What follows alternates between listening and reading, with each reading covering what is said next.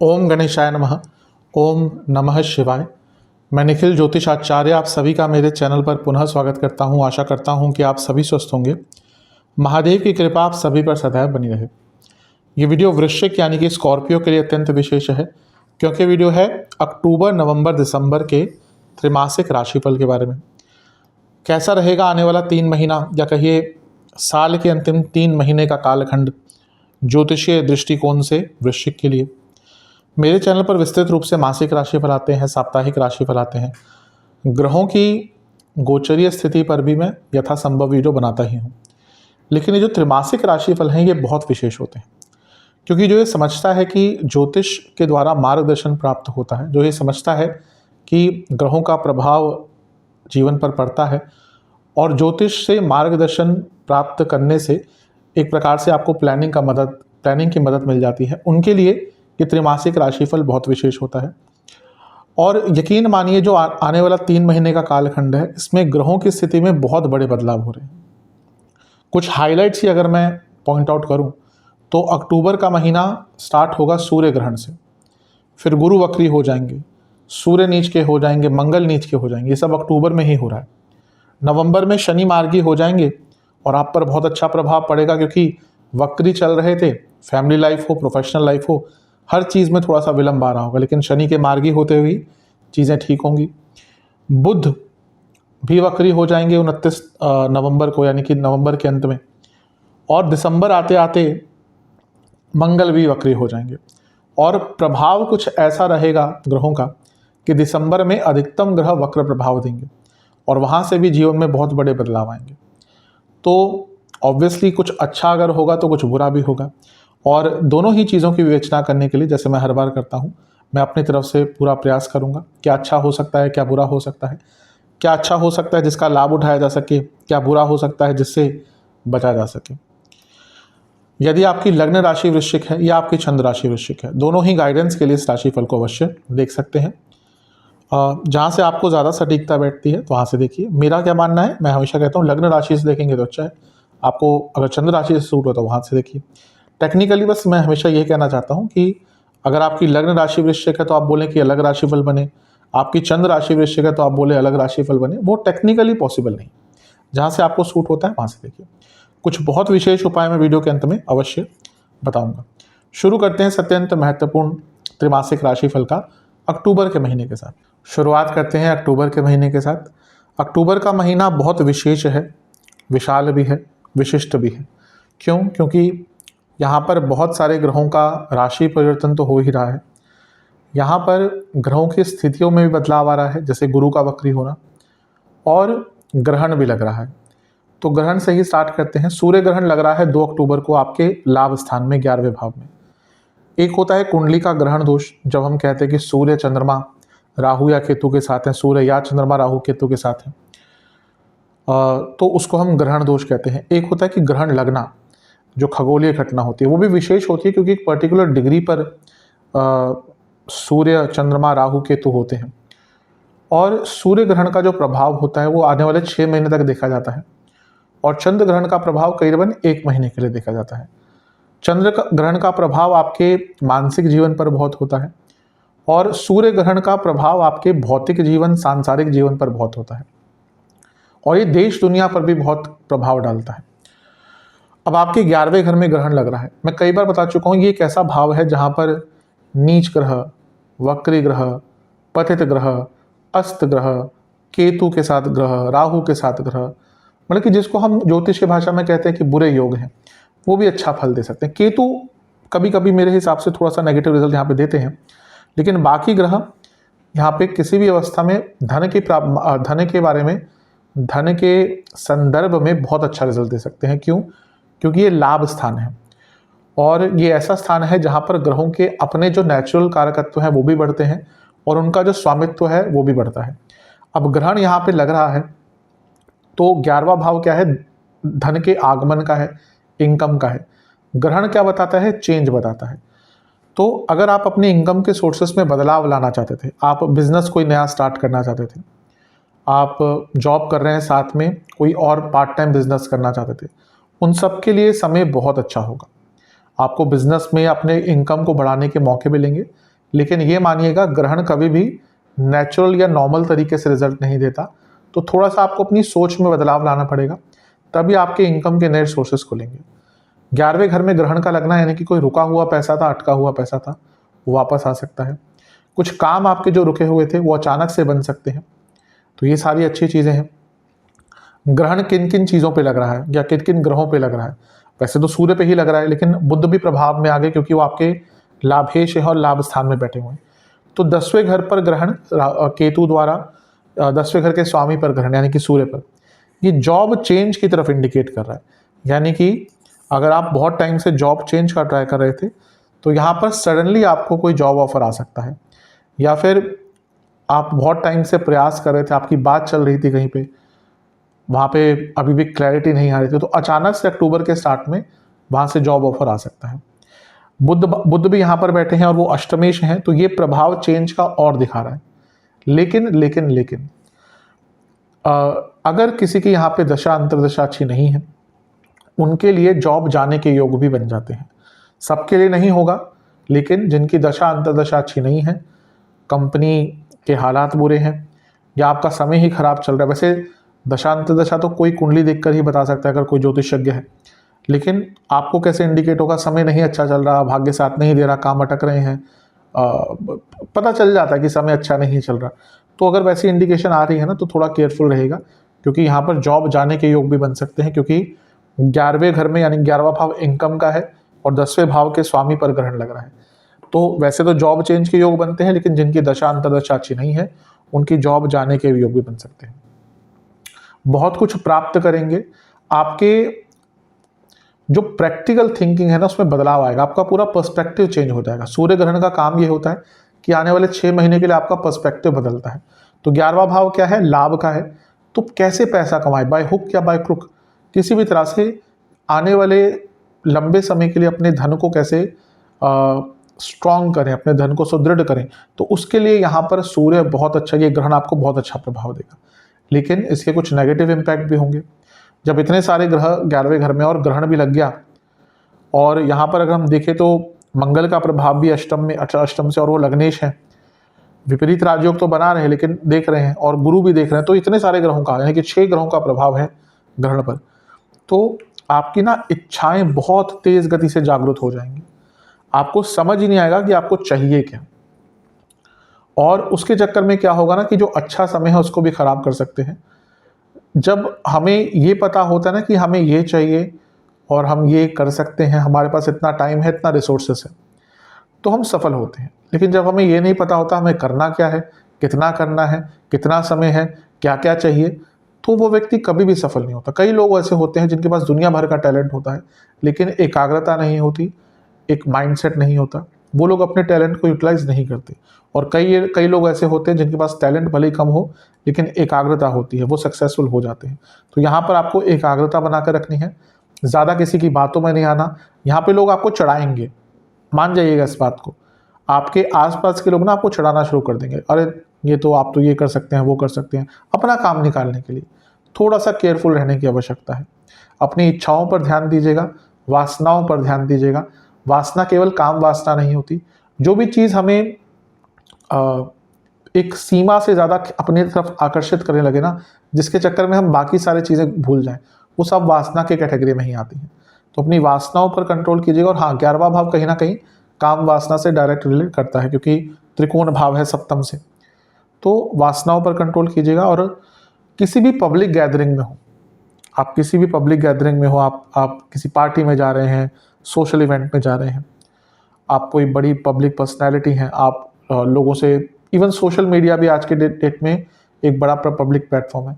तो 11वें भाव में इतने सारे ग्रह ना आपके पब्लिक में इमेज खराब कर, इमेज नहीं मतलब कि आपकी कुछ उपहास उड़ता है। शास्त्र क्या कहते हैं, 11वें घर में बल्कि आपका पब्लिक गैदरिंग में उपहास उड़ सकता है, मजाक बन सकता है। तो अपनी इमेज पर बहुत ध्यान दीजिएगा, क्या बोल रहे हैं, क्या करें। कभी कभी होता है आप पब्लिक में आपने कुछ ऐसा कर दिया, कह दिया कि एक इमेज ही खराब हो गई। तो अपनी इमेज को लेकर, स्पेशली जो लोग इसमें इन्वॉल्व हैं, अब जिनका इमेज है, बड़ी एक नाम है, पहचान है, वो किसी भी स्तर पर हो, तो बहुत केयरफुल रहने की आवश्यकता है। इन चीज़ों पर ध्यान दीजिएगा और ज़्यादा व्याकुलता से भी दूर रहिएगा, क्योंकि यहाँ पर इतने सारे ग्रह 11वें घर पर प्रभाव डाल रहे हैं। व्यक्ति के अंदर में बहुत कुछ एक साथ प्राप्त करने का मन में आ जाता है और उसके कारण भी थोड़े से इश्यूज आ सकते हैं। तो थोड़ा सा ध्यान दीजिएगा, लेकिन कई चीज़ें इसमें आपको अच्छी भी प्राप्त हो सकती हैं।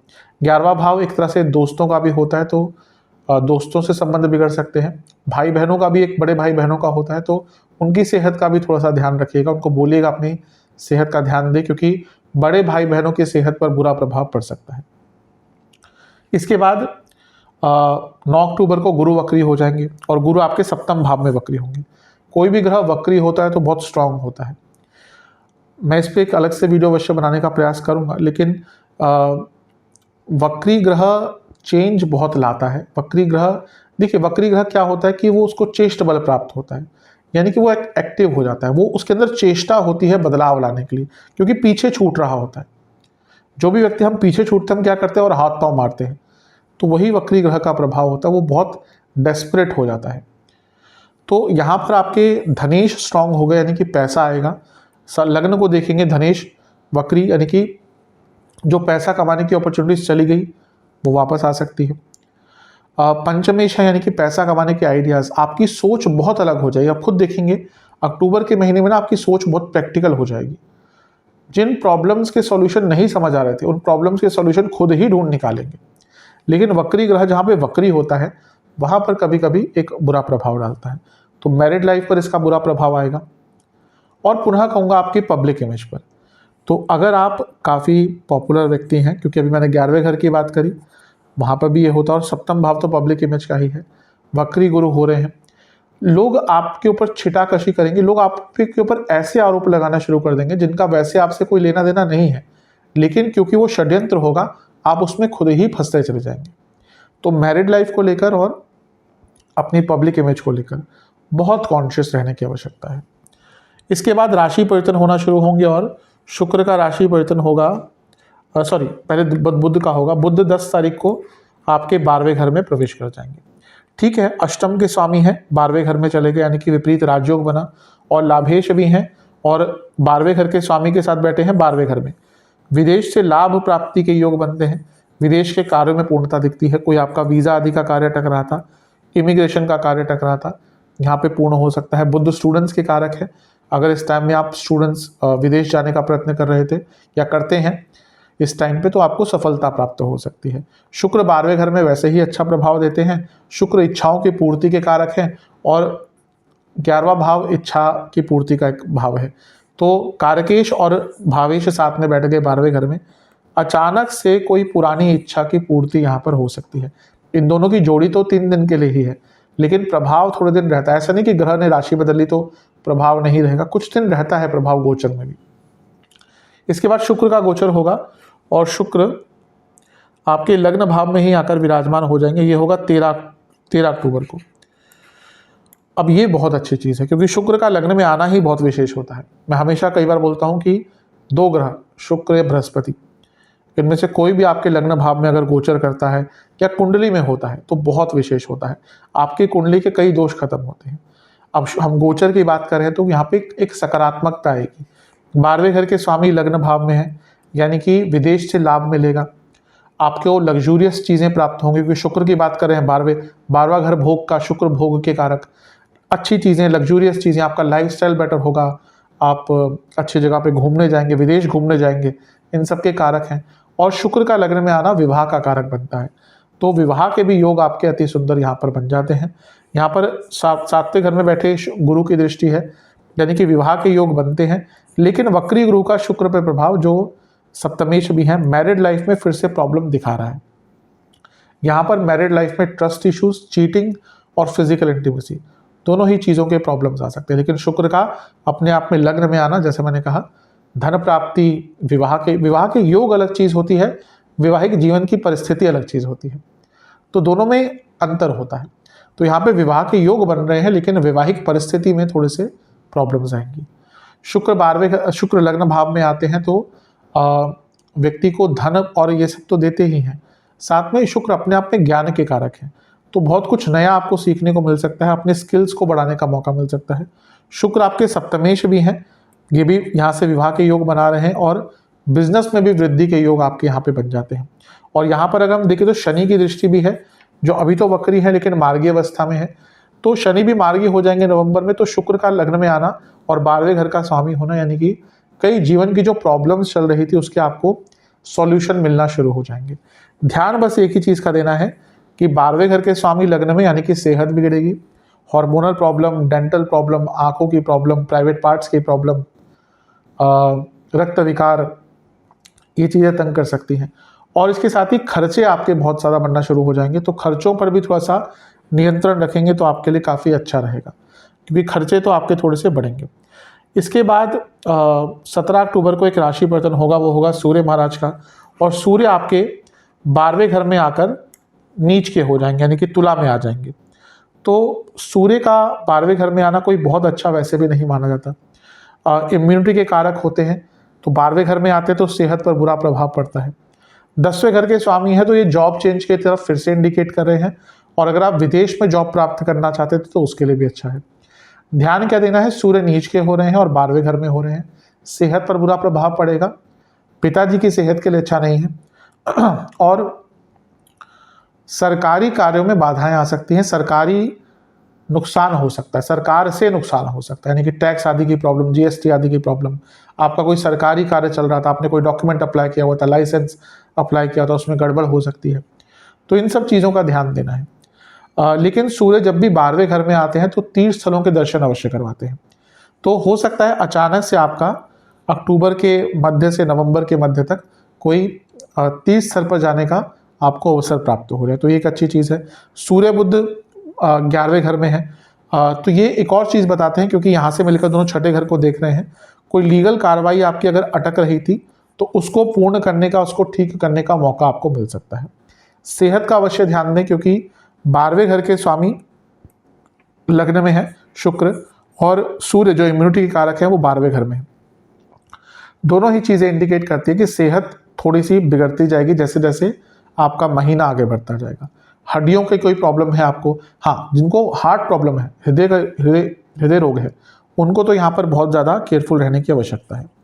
खर्चे थोड़े से आपके सूर्य के गोचर से भी बढ़ना शुरू हो जाएंगे, क्योंकि अगर नीच का ग्रह 12वें घर में आता है तो अचानक से बहुत बड़े खर्चे होते हैं जिनके लिए आप तैयार नहीं होते, तो इस चीज़ पर ध्यान दीजिएगा। लेकिन जॉब प्राप्ति के लिए, जॉब में चेंज के लिए, विदेश में जॉब ढूंढने के लिए बहुत अच्छा योग यहाँ पे बन रहा है। यहाँ पे कर्मेश और लाभेश 12वें घर में है, यानी कि बाहर से इनकम दिखती है, तो विदेश में जॉब प्राप्ति के योग यहाँ पे आपके बन ही जाते हैं। यहाँ पर अगर हम सूर्य की बात करें तो सूर्य जब यहाँ पे आएंगे तो आपके मोक्ष त्रिकोण को एक्टिवेट कर देंगे। सूर्य यहाँ पर, शनि यहाँ पर, मंगल यहाँ पर, तो ये बताता है कि जीवन की जो प्रॉब्लम्स हैं उनसे निकलने का मौका मिलेगा। कुछ कड़े निर्णय लेने पड़ेंगे, बड़े निर्णय लेने पड़ेंगे, लेकिन आवश्यक निर्णय लेने पड़ेंगे, और ये भी धार्मिक स्थल पर जाने का आपका एक अवसर दिखाई ही देता है। इसके बाद एक और गोचर होगा इस महीने में, वो बहुत विशेष होगा क्योंकि मंगल का होगा, और मंगल क्या है, आपके लग्नेश है, और नीच के होकर बैठ जाएंगे आपके नवम भाव में। अब नवम भाव में नीच का ग्रह, यानी कि धन प्राप्ति बहुत अचानक से होगी। ये भाग्य योग बनता है क्योंकि लग्नेश आपके भाग्य स्थान में है। ये विडंबना है कि जब भी वृश्चिक के लिए लग्न के स्वामी भाग्य स्थान में आएंगे तो नीच के हो ही जाएंगे। अब यहाँ पे अच्छा क्या है, अचानक से भाग्य का साथ मिलेगा, कुछ कार्य पूर्ण होंगे, लेकिन चोट चपेट के कारक बन जाते हैं जब लग्नेश नवम में होते हैं, 12वें में होते हैं, कुछ स्थानों में और नीच के होते हैं, तो इंजरी के योग हैं आपके। और ये अब हमने अक्टूबर की बात करी तो ऐसा नहीं कि दिसंबर में राशि परिवर्तन कर लेंगे, क्योंकि 1.5 महीने के आसपास कर लेते हैं मंगल, नहीं, अब ये मंगल की स्थिति यहीं पर रहेगी। पूरे साल अब ये राशि नहीं बदलेंगे, क्योंकि दिसंबर में वक्री हो जाएंगे तो आगे बढ़ने के बजाय पीछे जाएंगे, और जनवरी तक जाते जाते तो पतित हो जाएंगे। तो यहाँ पर थोड़ा सा अपने चोट चपेट पर ध्यान दीजिएगा, और पिताजी की सेहत पर ध्यान दीजिएगा। ये पिताजी के लिए जो गोचर है मंगल का, अच्छा नहीं माना जाता। मंगल का प्रभाव अगर हम देखें तो 12वें घर पर भी होगा, और तीसरे घर पर भी होगा, चौथे घर पर भी होगा। तो मंगल क्योंकि आपके छठे घर के स्वामी हैं, प्रॉपर्टी के स्थान को देखना, यानी कि कोई प्रॉपर्टी का इशू चल रहा था, सॉल्व होगा। तीसरे घर को जो उनकी उच्च की राशि है, यानी कि आपके अंदर पराक्रम बहुत रहेगा, और 12वें घर को देखना, यानी कि विदेश से लाभ आपको प्राप्त होगा, और कई अपूर्ण कार्य पूर्ण होंगे, और बड़े निर्णय लेने में मदद होगी। बस नेगेटिव मैंने क्या कहा, अपनी सेहत का चोट चपेट का और पिताजी की सेहत का बहुत ध्यान देने की आवश्यकता है। इसके बाद एक और गोचर होगा इस महीने, वो होगा बुध का, और बुध आपके लग्न भाव में आकर बैठ जाएंगे। लेकिन क्योंकि ये 29 अक्टूबर को हो रहा है तो इसकी विवेचना मैं नवंबर के महीने में करूंगा। तो इन सारी चीज़ों का ध्यान दीजिएगा। बिजनेस के लिए अच्छा है, करियर के लिए भी ठीक ठाक है, बस मैरिड लाइफ पर इसका थोड़ा सा बुरा प्रभाव और सेहत पर बुरा प्रभाव पड़ सकता है, या बाकी जो भी मैंने चीज़ें पॉइंट आउट की है उनका ध्यान दीजिएगा। चलते हैं नवंबर के महीने की तरफ। नवंबर का महीना भी खास है, क्योंकि यहाँ पर आपके लिए तो बहुत खास है, क्योंकि यहाँ पर शनि महाराज मार्गी हो जाएंगे। पहले बुध की बात कर लेते हैं। जैसे मैंने कहा था 29 अक्टूबर को बुध का गोचर हो जाएगा, तो नवंबर से हम उनकी बात ज़्यादा करेंगे, नवंबर में उनका प्रभाव ज़्यादा दिखेगा। अब ये जो बुध का गोचर हुआ है अक्टूबर के अंत में, अब बुध की स्थिति बदलने नहीं वाली, यानी कि अब बुध साल के अंत तक वृश्चिक में ही प्रवास करेंगे। अब वैसे तो आप कहेंगे कि बुध तो हर 2.25 हफ्ते में, 2.5 हफ्ते में राशि परिवर्तन कर लेते हैं। हाँ, कर लेते हैं, लेकिन बुध ही एक ऐसे ग्रह हैं जो बहुत बार वक्री होते हैं, क्योंकि सूर्य से उनकी जो डिग्रीज होती है वो अलग होती हैं वक्री होने के लिए, और उनकी स्पीड थोड़ी सी ज़्यादा होती है, तो वक्री भी बहुत बार होते हैं। सबसे ज़्यादा वक्री बुध ही होते हैं, इसलिए लोगों की बुद्धि भी बहुत बार वक्री होती है। आप देखेंगे कई बार लोगों की वक्र बुद्धि हो जाती है साल में, वो इसलिए होती है कि बुध बहुत बार वक्री होते हैं। तो इस साल भी ऐसा ही होगा कि 29 नवंबर को फिर से बुध वक्री हो जाएंगे, तभी उसकी चर्चा हम करेंगे बाद में। तो पहले तो बुध आपके लग्न भाव में आ गए। बुध क्या है, आपके लाभेश हैं, और उनका लग्न भाव में आना अच्छा ही माना जाता है, क्योंकि यहाँ पर वो लाभ देते ही हैं। और क्योंकि अष्टमेश भी हैं, यानी कि अचानक से लाभ, जो आपकी सीक्रेट इनकम है, हिडन इनकम है, कुछ इलीगल आप काम करते हैं उसमें बढ़ोतरी होगी, और साथ में ही एंसेस्ट्रल प्रॉपर्टी से भी लाभ के योग बन जाते हैं, क्योंकि अष्टम भाव एंसेस्ट्रल प्रॉपर्टी का है। उनकी युति यहाँ पे कुछ दिनों के लिए शुक्र के साथ हो गए। शुक्र 12वें घर के स्वामी हैं, 7वें घर के स्वामी हैं। विदेश से कुछ अगर आप संबंधित काम करते हैं, बिजनेस करते हैं, तो आपको लाभ प्राप्त होगा। और क्योंकि बुध 11वें घर के स्वामी हैं, जो सप्तम से पंचम है, और सप्तमेश शुक्र हैं, और शुक्र विवाह के कारक हैं, फिर से ये विवाह के बहुत स्ट्रॉन्ग योग बना देता है। यानी कि अगर आपका विवाह नहीं हो रहा तो नवंबर का महीना तो आपके लिए बहुत अच्छे रिजल्ट देके जाएगा। शुक्र क्यों, सॉरी, बुध क्योंकि अष्टमेश भी हैं, तो जब लग्न में आएंगे तो बहुत कुछ सीखने का मौका मिलेगा, लेकिन बहुत इम्पल्सिव हो जाएंगे आप। बहुत आपके अंदर एक जल्दबाजी रहेगी, इनसिक्योरिटी रहेगी और अनिश्चितता रहेगी, तो उस पर थोड़ा सा ध्यान रखिएगा। यहाँ से दोनों ग्रह मिलकर, क्योंकि सप्तम भाव को देख रहे हैं और गुरु वक्री हैं, जो लोग अपना बिजनेस कोई स्टार्ट करना चाहते थे बहुत लंबे टाइम से, उनको यहाँ पर कोई मौका मिल सकता है बिजनेस स्टार्ट करने का। ये भी आपके लिए अच्छा है। यहाँ पर राहु का प्रभाव भी है शुक्र पर, बुध पर, और बुध लाभेश है, राहु एक्सपैंड करते हैं, गुरु का प्रभाव है। आपकी इनकम बहुत तेज़ गति से बढ़ सकती है। आपने कहीं पर पैसा डाला हुआ था, इन्वेस्ट किया हुआ था, वहाँ पे लाभ हो सकता है तेज़ गति से।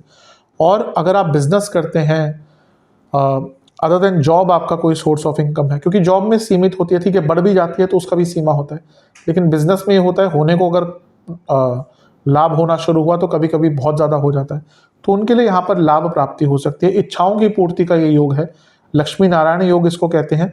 तो लग्न में लक्ष्मी नारायण योग का बनना, यानी कि लक्ष्मी जी भी आएंगी और नारायण देवता, यानी कि स्थिरता, शुभता, सकारात्मकता भी होगी। तो बहुत अच्छा है आपके लिए, ये समय है खिलकर सामने आने के लिए। जो पब्लिक इमेज में थोड़ा सा प्रॉब्लम आई होगी, जो कॉन्फिडेंस में थोड़ा सा गिरावट अक्टूबर में आई होगी, वो चीज़ें दूर होंगी और एक सकारात्मकता की अनुभूति आपको होना शुरू हो जाएगी। तो बहुत अच्छा है, बहुत विशेष है। विवाह का मैंने बता ही दिया। और पब्लिक इमेज को बेटर करने के लिए अगर कुछ हो भी गया था प्रॉब्लम, ठीक है, क्योंकि सप्तमेश आपके लग्न में होंगे शुक्र, तो बुध का गोचर ये अच्छा प्रभाव आपके ऊपर लेकर आएगा। इसके बाद होगा शुक्र का राशि परिवर्तन। शुक्र 9 तारीख को आपके धन स्थान में आकर विराजमान हो जाएंगे। अब शुक्र का धन स्थान में आना अच्छा ही होता है, अपने आप में लक्ष्मी के कारक है, तो उनका धन स्थान में आने के लिए पैसा बढ़ेगा, कुटुंब में पैसा आएगा, कुटुंब में वृद्धि होगी। ये कुटुंब में भी शुक्र का आना है, यानी कि घर में मांगलिक कार्य होंगे और घर में वृद्धि होगी। इसको विवाह का योग भी कहते हैं, क्योंकि शुक्र का कुटुंब में आना है कि कुटुंब में लक्ष्मी या कुटुंब में कुछ ना कुछ शुभ आगमन होता है।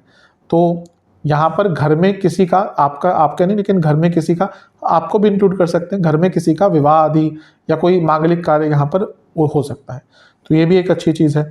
12वें घर के स्वामी है शुक्र, यानी कि विदेश से आपको लाभ प्राप्त होगा। और सप्तमेश है, यानी कि आपका जो बिजनेस में पैसा है वो भी बढ़ेगा, अचानक से उसमें वृद्धि हो सकती है। लेकिन सप्तमेश जब भी अपने से अष्टम में जाते हैं, यानी कि विवाह के स्थान के स्वामी, तो मैरिड लाइफ में अनिश्चितता बढ़ती है, ट्रस्ट इश्यूज बढ़ते हैं और व्यक्ति का ध्यान भटकता है, आपका ध्यान किसी और के प्रति आकर्षित थोड़ा सा ज़्यादा हो सकता है। तो इस चीज़ पर थोड़ा सा ध्यान देंगे तो आपके लिए बहुत अच्छा रहेगा। लेकिन शुक्र का अपने आप में धन स्थान में आना धन की वृद्धि, घर में पैसा, घर में बढ़ोतरी, घर में लग्जरीज, इन सब की तरफ इंडिकेट अवश्य करता है। पैसा कमाने के नए अवसर भी आएंगे, कहीं पे इन्वेस्ट करके रखा था उससे भी लाभ प्राप्त होगा। इसके बाद अच्छा एक और चीज़ है, शुक्र यहाँ पर राहु केतु दोनों से केंद्र भाव में होंगे। केतु से चौथे में है, राहु से 10वें में है। तो ये क्या बताता है, केतु से चौथे में होना, दोनों लाभ स्थान में है, मतलब कि लाभ और धन स्थान में है, यानी कि आपको कुछ नया स्किल सीखने का मौका मिल सकता है या फिर कोई नया काम करने का मौका मिल सकता है जो आपके नॉर्मल तरीके से बहुत हटके होगा, लेकिन उससे धन बहुत आएगा। थोड़ा सा इलीगल भी हो सकता है। और राहु से 10वें में होना विदेश में जॉब के योग बना देता है, अचानक से आपको विदेश से कोई जॉब का ऑफर प्राप्त हो सकता है। इसके बाद 15 नवंबर को बहुत विशेष चीज़ होगी, वो होगा शनि महाराज का मार्गी हो जाना। शनि जो जून से वक्री चल रहे थे वो 15 नवंबर को मार्गी हो जाएंगे और आपके ऊपर तो बहुत अच्छा प्रभाव रहेगा, क्योंकि 10वीं दृष्टि से आपके लग्न को देख रहे थे। अब जून से क्या हो रहा होगा कि जून के अंत से कि समय तो ठीक है लेकिन अपॉर्चुनिटीज़ भी आ रही होंगी, लेकिन अपने आप को खुलकर एक्सप्रेस नहीं कर पा रहे होंगे। आपको दिख रहा है कि सामने अपॉर्चुनिटी है, लेकिन या तो विलंब हो जाता होगा, मौके का लाभ नहीं उठा पाते होंगे। शनि चौथे घर में तो इमोशनली बहुत अप्स एंड डाउन आते हैं, तो इमोशनली वल्नरेबल फील करते होंगे। 10वें घर को देख रहे हैं, यानी कि कार्य क्षेत्र में विलंब होते होंगे, पूरे जीवन में विलंब होते होंगे। छठे घर को देख रहे थे, यानी कि थोड़ी सी मेंटल फटीग, इरिटेशन, ये सब ज़्यादा हो रहा होगा। और क्योंकि लग्न पर जैसा मैंने कहा प्रभाव था, तो सब कुछ ठीक होते हुए भी जीवन एक बंधन के समान लग रहा होगा। शनि मार्गी हो जाएंगे तो बंधन युक्त नहीं, बंधन मुक्त हो जाएंगे। और अब ये शनि देव का कुछ आखिरी महीने का सफर बचेगा। और शनि महाराज की विशेषता है कि जाते जाते कुछ देकर जाते हैं अच्छा। तो यहाँ पर आपको बहुत कुछ एक सकारात्मक रूप में समझने का मौका मिलेगा। इमोशनली ऐसा लग रहा है कि आप बहुत स्ट्रांग हुए हैं पिछले टाइम से। कई वृश्चिक वालों को का शनि महाराज ने पिछले 1.5-2 साल में कुछ इमोशनल चैलेंजेस दिए होंगे, फैमिली चैलेंजेस दिए होंगे, पर्सनल लेवल पर, इवन प्रोफेशनल लेवल पर। लेकिन शनि देव की विशेषता क्या होती है, वो सिखाते हैं। बस उनके सिखाने का तरीका बहुत आराम से नहीं होता, बहुत प्यार वाला नहीं होता, इसलिए लोग उनसे डरते भी हैं और इसलिए उनकी बात मानते भी हैं। हमारे स्कूल में भी होता है ना, कोई प्यार से समझाते टीचर, उनकी बात नहीं मानते थे, लेकिन हाँ पता है कि एक ऐसा टीचर है जो हाथ में डंडा लेकर चलता है ना, उनके सारे होमवर्क पूरे होते थे। तो वैसे ही शनिदेव सिखाते हैं, टफ होता है उनका तरीका, लेकिन उनकी सीख बहुत काम आती है। तो ये सीख आपको अवश्य काम आएगी। इमोशनली, पर्सनल लाइफ में, प्रोफेशनली जो भी प्रॉब्लम्स फेस करी थी उससे निकलना भी आपने सीख लिया होगा। और सबसे बड़ी चीज़ आपको पेशेंस सिखाई होगी और उसका लाभ आपको आने वाले टाइम में होगा। इसके बाद क्या होगा, 16 नवंबर को वृश्चिक में आ जाएंगे सूर्यदेव। ये बहुत अच्छा है। पहले तो सूर्य 12वें घर से निकल गए, नीच से निकल गए, नीच राशि से निकल गए, बहुत अच्छा है। और वो 10वें घर के स्वामी हैं, तो ये तो उच्च कोटि का राजयोग बनता है। मैं कई बार राजयोग की परिभाषा देता हूँ, लेकिन उसमें मैं कहता हूँ कुछ राजयोग बहुत विशेष होते हैं। जैसे लग्न के स्वामी का लग्न में होना, लग्न के स्वामी का 10वें में होना, 10वें के स्वामी का 10वें में होना, 10वें के स्वामी का लग्न में होना। आप हार्डली ऐसा पाएंगे कि ऐसा कोई व्यक्ति का योग है और वो अपने जीवन में बुरा कर रहा है। अच्छा ही करते हैं ऐसे लोग, लेवल अलग होते हैं, इंटेंसिटी अलग होती है, लेकिन एटलीस्ट ऐसे लोग अपनी मेहनत से जीवन में आगे या सक्सेसफुल बनते ही हैं, बढ़ते ही हैं।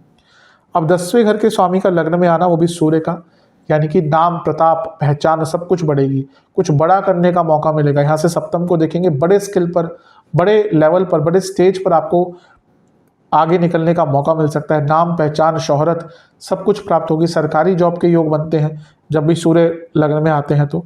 और 10वें घर के स्वामी तो और भी प्रबल हो जाता है। और जो लोग सरकारी कार्य ऑलरेडी करते हैं उनको भी लाभ होगा, सरकार से रिकॉग्निशन मिल सकते हैं। और क्योंकि बुध के साथ है तो कुछ सरकारी फॉर्मेलिटीज, सरकारी कार्य, जैसे मैंने कहा सूर्य यहाँ पे आए थे तो कुछ सरकारी कार्य अटकना शुरू हो गए होंगे। आपने पासपोर्ट अप्लाई किया हुआ है, कोई ना कोई प्रॉब्लम आ गई, उसमें डिले हो गया, तो सारे कार्य यहाँ पे बनने शुरू हो जाएंगे। हाँ, लेकिन फिर से देखिए तो गुरु वक्री हैं, सूर्य सेपरेटर हैं, तो सप्तम को देखेंगे तो मैरिड लाइफ में तो प्रॉब्लम बढ़ती ही रहेगी। मैरिड लाइफ के लिए थोड़ा सा नेगेटिव इसका इंडिकेशन है। अच्छा है, बस एक चीज़ है कि सूर्य पर राहु का प्रभाव है। तो देखिए, ध्यान क्या देना है कि अगर आप पॉपुलर हैं, किसी को अपनी पॉपुलैरिटी का लाभ मत उठाने दीजिएगा, क्योंकि यहाँ पे कुछ लोग आपसे जुड़ना चाहेंगे आपकी पॉपुलैरिटी का लाभ उठाने के लिए। तो उससे आपको बहुत ध्यान देना है, उस पर आपको बहुत ध्यान देने की आवश्यकता है। ओवरऑल लेकिन सूर्य का लग्न में आना आपको आपका प्रताप, आपका प्रभाव, आपका ऐश्वर्य, आपकी गुडविल, हर चीज़ में वृद्धि करेगा। और ये तो बुध आदित्य योग बन रहा है, तो बुद्धिक या बौद्धिक क्षमता बहुत अच्छी रहेगी, प्रॉब्लम सॉल्विंग रहेंगे, बिजनेस पे अच्छा प्रभाव रहेगा, करियर पे मैंने कहा। मैरिड लाइफ में इसका प्रभाव क्या हो सकता है? इन लॉज से प्रॉब्लम, ईगो क्लैशेस, और कहीं ना कहीं एक आत्मीय लेवल पर स्पिरिचुअल शायद सही शब्द नहीं होगा, लेकिन मे बी एक इंटेलेक्चुअल या इमोशनल लेवल पर आपका जो कनेक्शन है वो अपने लाइफ पार्टनर से कम हो सकता है। शनि का प्रभाव भी सूर्य पर है, ये भी बड़े डिसीजंस, बड़े स्तर पर कार्य करना, प्रमोशंस, इन सब के योग बनाता है। लेकिन आपके अपने सीनियर से ऑफिस में और घर में अपने बड़ों से थोड़े से झगड़े हो सकते हैं, तो इस चीज़ पर भी आपको ध्यान देने की आवश्यकता है। सूर्य कॉम्पिटिटिव एग्जाम के सेकेंडरी कारक है मंगल के बाद, तो यहाँ पे सूर्य का आना यानी कि स्टूडेंट्स को भी कॉम्पिटिटिव एग्जाम में बहुत लाभ प्राप्त होगा। तो ओवरऑल देखा जाए तो सब सही ही है, बस जो भी मैंने नेगेटिव चीज़ें पॉइंट आउट करी उनका ध्यान दीजिएगा। सूर्य लग्न में आते हैं तो व्यक्ति के अंदर थोड़ा सा डोमिनेटिंग पर्सनैलिटी भी आ जाती है, और क्योंकि वृश्चिक है तो आपको पता नहीं चलेगा कि कब हो गया। तो पर्सनल लाइफ में अगर इस पर थोड़ा सा कंट्रोल कर पाए तो आपके लिए अच्छा रहेगा। चलते हैं दिसंबर के महीने की तरफ। दिसंबर का महीना अति विशेष है क्योंकि यहाँ पे बहुत सारे ग्रहों का वक्री प्रभाव हो जाएगा। नवंबर के अंत में एक ग्रह में या ग्रह की स्थिति में बदलाव आया था, जिसको मैंने नवंबर में अंकित नहीं किया क्योंकि 29 नवंबर को वो हुआ था, लेकिन उसका प्रभाव दिसंबर से ज़्यादा देखने को मिलेगा, इसलिए मैंने दिसंबर के महीने में उसको इंडिकेट किया है। वो क्या है? आपके जो बुध हैं यानी कि मकरी, वो 29 नवंबर को वक्री हो गए थे, तो उनका प्रभाव दिसंबर में ज़्यादा देखने को मिलेगा। अब देखिए, ग्रह अगर वक्री होता है तो जैसे मैं हर बार कहता हूँ कि वो स्ट्रांग होता है, लेकिन बुध का वक्री होना यानी कि बुद्धि का वक्री होना, उल्टी बुद्धि, और लग्न में बैठकर बुध का वक्री होना, इसके मिश्रित प्रभाव आएंगे। क्योंकि वो आपके लाभेश हैं, स्ट्रांग हो रहे हैं, यानी कि पैसा कमाने के नए मौके, कोई काम आपका अटका हुआ था लंबे समय से वो पूरा हो सकता है, कहीं पैसा अटक गया था वो पूरा हो सकता है, कहीं भी आप प्रयत्न कर रहे थे कि यहाँ से पैसा बन जाए, यहाँ पे इन्वेस्टमेंट हो जाए, यहाँ से पैसा निकल जाए, यहाँ से लाभ कमा लूँ, वो सब हो जाएगा। लेकिन बुध बुद्धि के कारक हैं और अष्टमेश भी हैं, ये डेडली कॉम्बिनेशन है। आप ना बहुत गड़बड़ करेंगे दिसंबर के महीने में, बहुत केयरफुल रहने की आवश्यकता है, क्योंकि लग्न में कोई भी ग्रह बैठता है तो उसका इम्पैक्ट हर चीज़ पर होता है। और वक्री बुद्ध यानी कि वक्री बुद्धि, और यहाँ पर बुद्ध पर अकेले प्रभाव नहीं है, राहु भी देख रहे हैं, राहु भ्रमित करते हैं, गुरु भी देख रहे हैं, जो गुरु खुद वक्री होकर बैठे हुए हैं, बुध वक्री हो गए हैं, और शनि भी देख रहे हैं। ये दिसंबर का महीना आपके लिए, मैं प्रॉब्लमेटिक तो नहीं कहूँगा, लेकिन सेंसिटिव बहुत होगा, क्योंकि सबसे पहले तो मानसिक लेवल पर ही इतनी वेदनाएं होंगी ना, आपके आसपास बहुत कुछ होना शुरू हो जाएगा। आप देखेंगे कि जीवन में बहुत हलचल होना शुरू हो जाएगी, और क्योंकि वक्री बुध है आप चीज़ों को प्रोसेस नहीं कर पाएंगे, आप कुछ गलत निर्णय ले सकते हैं, आपकी कम्युनिकेशन खराब हो सकती है, आपका संबंध अपने दोस्तों से, रिश्तेदारों से बिगड़ सकता है। स्टूडेंट्स के लिए बुरा होगा, क्योंकि यहाँ पर बुध वक्री हो रहे हैं और राहु का प्रभाव है, यानी कि स्टूडेंट्स का रिटेंशन पावर कम हो जाएगा। आते हुए भी सब कुछ अच्छा, आपको पढ़ाई में आप अच्छे हैं, तैयारी आपकी अच्छी है, फिर भी एग्ज़ाम में प्रॉब्लम्स आ सकती है क्योंकि वक्री बुध है। तो यहाँ पर वक्री बुध का प्रभाव बहुत ज़्यादा रहेगा, और जैसे मैंने कहा इतने सारे ग्रहों का प्रभाव है, जिसमें राहु तो खुद वक्री हमेशा रहते ही हैं, यानी कि आपकी एकदम पर्सनैलिटी बदल जाएगी। आप देखेंगे ना कि 2-3 महीने बाद जब आप देखेंगे कि दिसंबर में मैंने क्या किया, आप खुद ही हैरान हो जाएंगे। ये चीज़ें रेट्रोस्पेक्ट में ज़्यादा पता चलती हैं। तो सबसे इम्पोर्टेंट क्या है कि दिसंबर के महीने में बहुत शांत रहना है, अचानक से कोई भी निर्णय मत लीजिएगा, क्योंकि यहाँ पे अचानक से लिया गया निर्णय आपको तंग करके जाएगा ही। किसी पर ज़्यादा विश्वास नहीं करना, किसी की बातों में बहुत ज़्यादा नहीं आना, किसी से बहुत ज़्यादा इन्फ्लुएंस भी नहीं होना, और जिसको नहीं जानते, क्योंकि यहाँ पे क्या होता है ना, जब बुध वक्री लग्न में होते हैं आपके जीवन में कई नए लोग आना शुरू हो जाते हैं। कोई आपसे दोस्ती करने का प्रयास करेगा, ऑफिस में हो, कहीं और हो, उनसे दूर रहिएगा, क्योंकि वो किसी ना किसी मतलब के लिए आपके पास आ रहे होंगे और इसका बुरा प्रभाव आपके जीवन पर पड़ सकता है। लेकिन वक्र बुद्धि है, कभी कभी ना कुछ कार्य करने के लिए वक्र बुद्धि भी उसकी भी आवश्यकता होती है।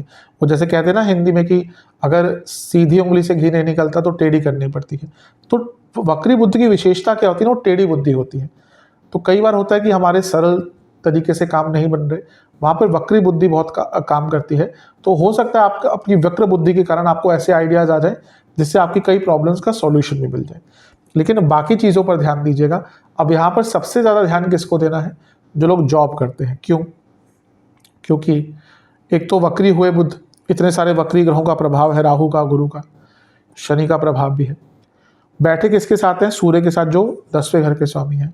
और बुध क्या है? अष्टमेश है और लाभेश है, यानी कि इनकम।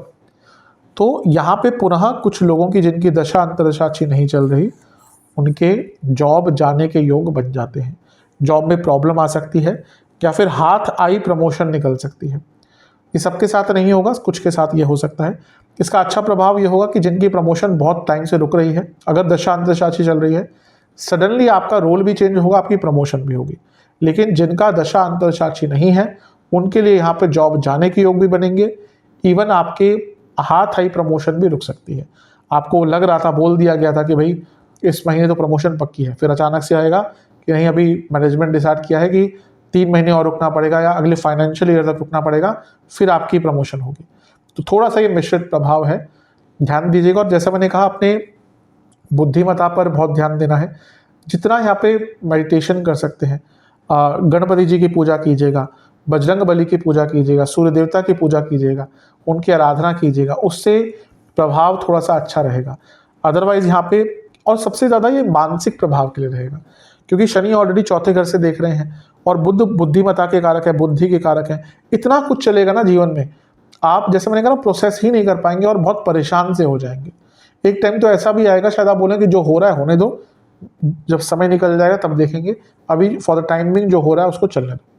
अब यहाँ पर अगर हम देखें तो 7वां भाव वक्री बुध देख रहे हैं, वक्री गुरु बैठे हैं, और यहाँ पर आपके जो 7वें भाव पर सूर्य की दृष्टि भी है। तो मैरिड लाइफ में जो चीज़ें खराब हुई थी उसमें ठीक होने की कोई संभावना दिख नहीं रही।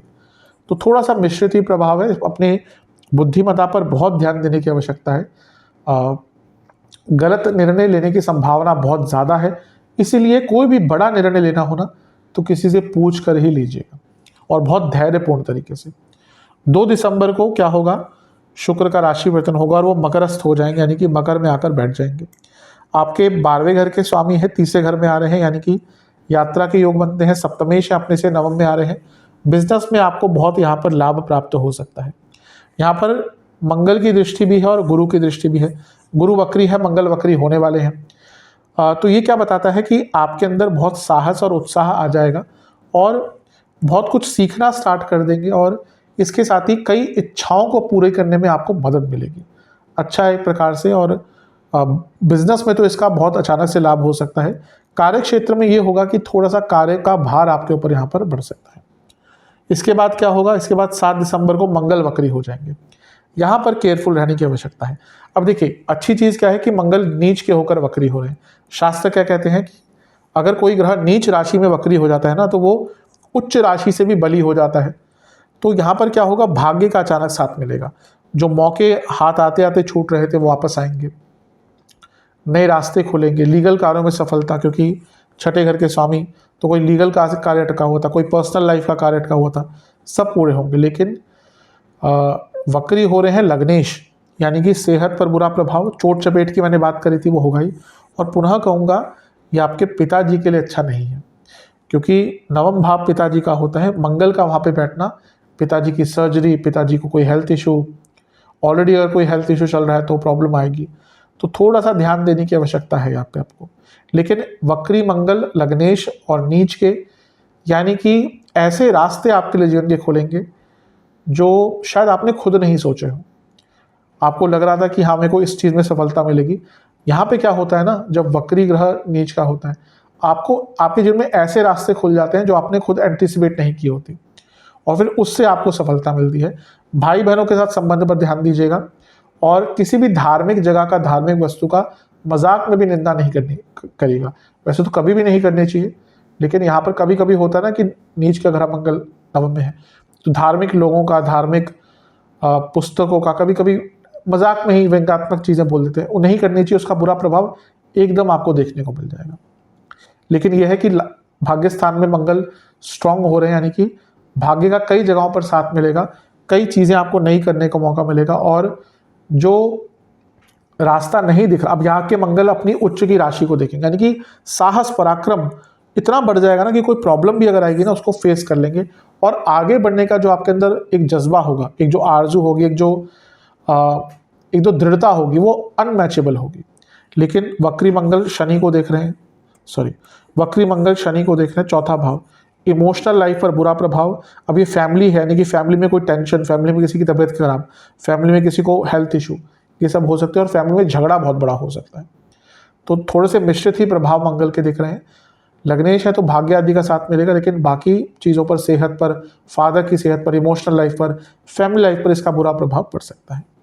एक और गोचर होगा सूर्य का, और सूर्य धनु में आ जाएंगे 15 दिसंबर को। ठीक है, अर्थ त्रिकोण के स्वामी का धन स्थान में जाना, अर्थ त्रिकोण में जाना, यानी कि कार्य क्षेत्र में पैसा बढ़ेगा, नया काम मिलेगा, नई रिस्पॉन्सिबिलिटीज आ सकती हैं। और जिनकी जॉब चली गई थी या जॉब अभी रिसेंटली गई थी या पहले 2-3 महीने पहले गई हुई थी, उनके यहाँ पे जॉब प्राप्ति के योग बन जाते हैं। लेकिन वाणी पर ध्यान दीजिएगा, क्योंकि सूर्य का दूसरे घर में आना, यानी कि वाणी में उग्रता हो सकती है और उसका फिर एक बुरा प्रभाव आपके जीवन पर पड़ सकता है। इस महीने आपको अपनी सेहत का भी थोड़ा ध्यान देना है। जैसे मैंने कहा ही है, लग्नेश नीच के हो गए 7 दिसंबर को, तो सेहत पर अचानक से बुरा प्रभाव पड़ सकता है। अगर आपको डायबिटीज़ है, नसों के रोग है, हार्ट प्रॉब्लम है, हार्ट प्रॉब्लम फिर से कहूँगा बहुत केयरफुल रहेगा, क्योंकि वो प्रभाव अगर आपके अंदर है, वो रोग आपको है कुछ भी हृदय संबंधित, तो बहुत केयरफुल रहने की आवश्यकता है। तो जो भी अच्छा है, जो भी बुरा है, उन सबको समझकर उन पर कार्य करने की आवश्यकता है। अब उपाय की बात करते हैं। ये उपाय आपको एक एक बारी करने हैं। वीडियो देखने के अगले दिन या जब भी आपको समय मिले उसके बाद कर सकते हैं। कोशिश कीजिएगा सारे उपाय एक ही दिन हो जाए, नहीं हो पाते तो फिर जब समय मिलता है तो कर लीजिएगा। पहला उपाय क्या है, आपको बजरंगबली को एक गुलाब की माला अर्पण करनी है, 2 चमेली के तेल के दिए अर्पण करने हैं, 2 तिल के तेल के दिए अर्पण करने हैं, और हनुमान जी के सामने बैठकर पहले उनको आपको बेसन के हलवे का भोग लगाना है, जो गुड़ में बना हो, उसमें गुड़ का उपयोग अवश्य हो, भले ही थोड़ी सी चीनी भी हो जाए, लेकिन गुड़ का उपयोग अवश्य हो। और वहाँ बैठकर आपको बजरंग बाण का और हनुमान बाहुक का 2-2 बार पाठ करना है, और हनुमान चालीसा की कुछ पुस्तकें बजरंगबली के मंदिर में दान देनी है। चाहे तो एक सुंदरकांड की पुस्तक भी दे सकते हैं। दूसरा उपाय क्या है, आपको महादेव की पूजा करनी है, आपको शिवलिंग का अभिषेक गंगा जल से करना है, और आपको शिवलिंग पर भी एक गुलाब की माला, गुलाब के फूलों की माला अर्पण करनी है, और शिवलिंग के सामने बैठकर एक घी का दिया प्रज्वलित करें और ओम भूतनाथाय नमः मंत्र का 108 बार जाप करें। तीसरा क्या है, गौशाला में आपको चारे की व्यवस्था करनी है, और इसके साथ ही ब्राह्मण देवता को मंदिर में, यानी कि आप शिव मंदिर में जाते हैं, हनुमान जी के मंदिर में जाते हैं, तो ब्राह्मण देवता को एक मिठाई का डब्बा और कुछ दक्षिणा देके आइएगा। आशा करता हूँ कि वीडियो आपके काम आएगी। चैनल पे नए हैं, सब्सक्राइब कीजिए, वीडियो को लाइक कीजिए। मिलता हूँ अगली वीडियो में, तब तक के लिए ओम नमः।